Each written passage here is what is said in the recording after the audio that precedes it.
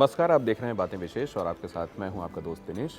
और जब मैं आपसे ये बात कर रहा हूं तो कैमरे से मेरा सहयोग कर रहे हैं मेरे सहयोगी अजय सिंह और साथ में दिव्या मौजूद हैं। चर्चा हम करने वाले हैं आज असम के नए कानून के संदर्भ में, जो कि प्रस्तावित कर दिया गया है मुख्यमंत्री की तरफ से।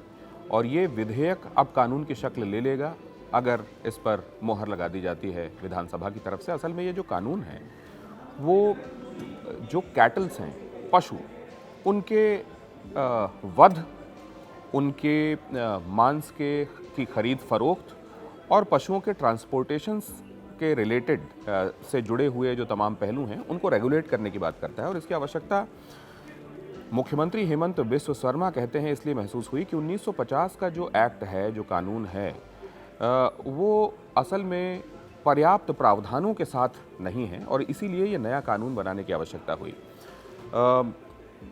एक लंबी बाउंड्री है जो कि असम बांग्लादेश के साथ शेयर करता है और बहुत बड़ी तादाद में पशुओं की, खासतौर से गौवंश से जुड़े हुए पशुओं की तस्करी होती थी और बांग्लादेश से होते हुए वो जो पशु हैं वो इंटरनेशनल मार्केट में पहुंचा दिए जाते थे। ये बात वहाँ की 63% हिंदू आबादी के लिए बहुत बड़ी चिंता का विषय हमेशा रही है।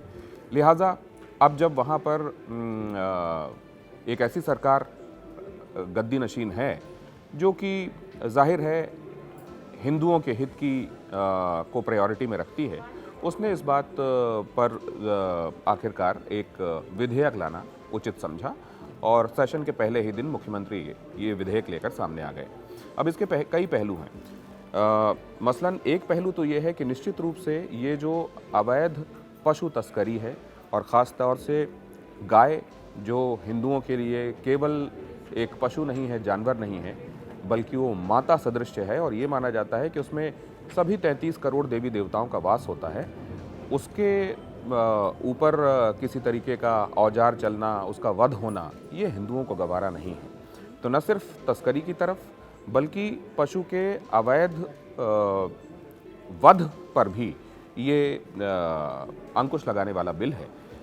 इसके संदर्भ में ये भी कहा जा रहा है कि 5 किलोमीटर के दायरे में किसी सिख, जैन या हिंदू मंदिर के आसपास 5 किलोमीटर के दायरे में किसी भी कैटल के मांस की खरीद फरोख्त नहीं हो पाएगी।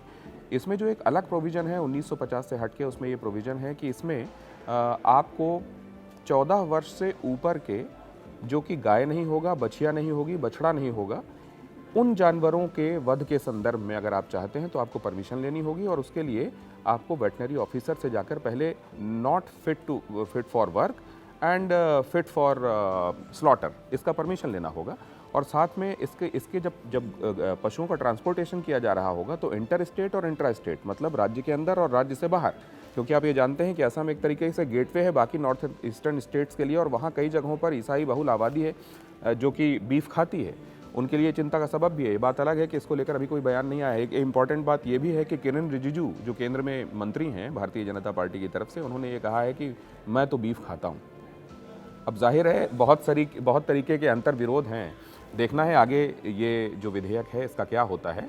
लेकिन भारतीय जनता पार्टी की सरकार ने एक बार फिर से इस्टेब्लिश करने की कोशिश की है कि हिंदुओं के जो कंसर्न रहे हैं, भारतीय जनता पार्टी की सरकारें उन कंसर्न्स को एक तरीके से एड्रेस करने की तरफ काम कर रही हैं। ये बात और है कि जब आप देखते हैं मध्य प्रदेश या राजस्थान, जहां इसी तरीके से गोवध के संदर्भ में नियम हैं, तो वहां केवल गाय के परिवार के संदर्भ में बात होती है, मतलब गाय, सांड, बैल, बछिया, बछड़े।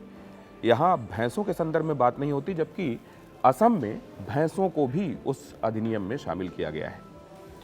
तो ये मामला बड़ा विस्तृत है, आने वाले दिनों में इस पर चर्चा और ज़्यादा होगी, क्योंकि हम ये जानते हैं कि पशु तस्करी और गो हत्या के मामले में कई जगह लिंचिंग के मामले भी हुए और अभी आपने देखा कि आरएसएस प्रमुख ने भी ये कहा कि जो लोग गो हत्या के नाम पर लिंचिंग करते हैं वो हिंदुओं के विरोधी हैं।